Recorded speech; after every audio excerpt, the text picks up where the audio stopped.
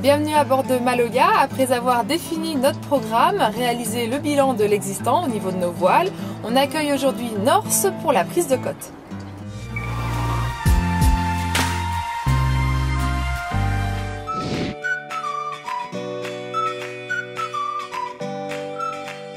Avant d'accueillir Luc, notre conseiller Norse à bord de Maloya, il nous faut d'abord enlever toutes les voiles.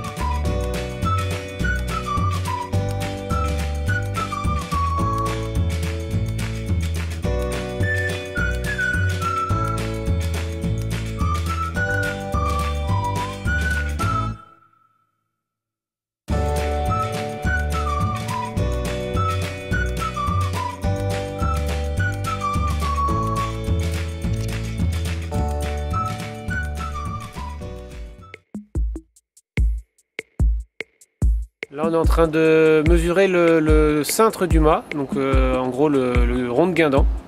Le principe c'est de hisser la drisse à fond le long du mât et comme ça on regarde l'écart qu'il y a entre la drisse et le mât et ça nous donnera la cote du rond de guindant.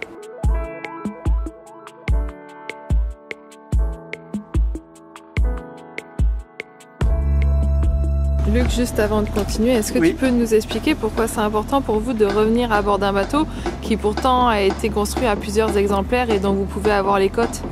Oui, alors c'est que les bateaux évoluent dans le temps, chaque propriétaire s'approprie son bateau et du coup si on part sur une base qui était peut-être valable il y a 10 ans quand le bateau a été mis à l'eau mais que le propriétaire a changé d'enrouleur, a installé des lazy jacks, a changé le système de patara, a mis un bout dehors pour son space unit, etc.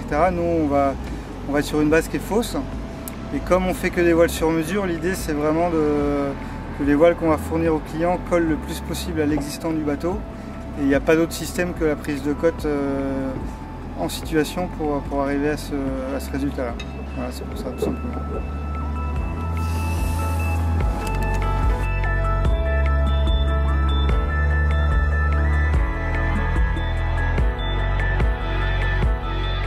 Pourquoi tu surveilles les coulisseaux là, Luc? Non, mais c'est pour être sûr que ça fonctionne bien quand vous allez hisser la voile, quoi, que ce soit pas... Tu veux remettre la même chose? Bah, quand il y a de l'existant et que ça marche, on repart plutôt sur l'existant, mais j'ai amené tous les coulisseaux de toute façon, donc on va refaire un essai dans le mât.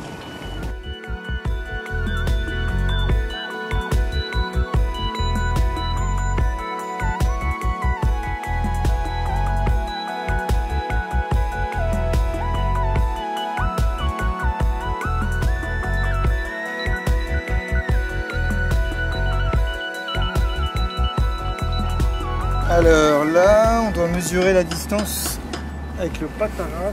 L'idée c'est d'estimer un petit peu le rond de chute que tu peux mettre. Donc on a une cote dans ce sens-là. On imagine que la manille elle va être angulée un petit peu comme ça. Là tu regardes l'emplacement des rilles, des poulies. Est-ce que regarde ouais, de quel côté se situe chaque rille en fait. Parce que je crois qu'on avait dit qu'on remettait des poulies de toute façon. Ouais. Et du coup l'idée c'est de regarder de quel côté on va mettre la poulie du riz 1 et du riz 2. Ouais. Parce que le troisième riz, tu sais on avait notre discussion sur le troisième riz. Est-ce qu'on peut pas avoir un riz fixe quand même et 2 autres automatiques? Est-ce que... on me semblait qu'on avait dit qu'on était bloqué par la baume. Ouais, parce que si ici on y mettait un crochet qui puisse prendre des riz, est-ce que ça marcherait? Si à l'avant on le faisait genre le premier on le descend à la main. Ah oui donc... et on regarde les automatiques pour les 2 et 3.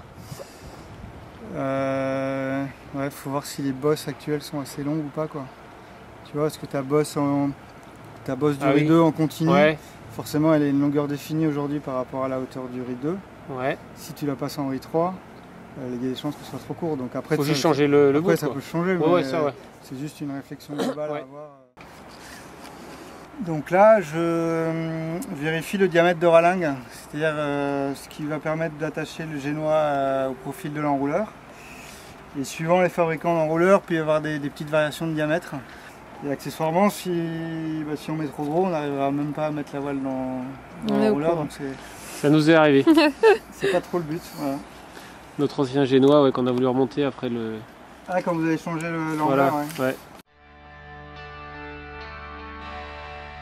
ça y est, la prise de côte est terminée. On a quand même mis 2h30 je crois, mais ça a pris longtemps parce qu'on va faire toutes les voiles sur Maloja. La prochaine étape pour nous, c'est quoi?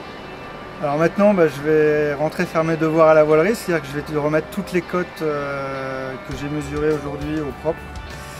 Et puis on va passer à l'étape de pré-dessin, qui consiste à modéliser le gréement en fait. Avant de s'intéresser aux voiles, on recrée le mât du bateau, on le repositionne sur une coque et on regarde si tout ce qu'on a mesuré est cohérent en termes d'ancrage d'étai, d'ancrage de haubans, de distance entre le mât et l'avant du bateau, etc.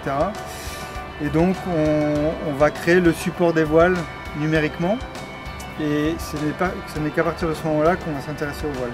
Donc prochaine étape, derrière un ordinateur, à regarder à quoi ressemble Maloja en numérique. Ok, voilà. Super. Donc la prochaine fois, je vous emmène chez North à Vannes. Ciao!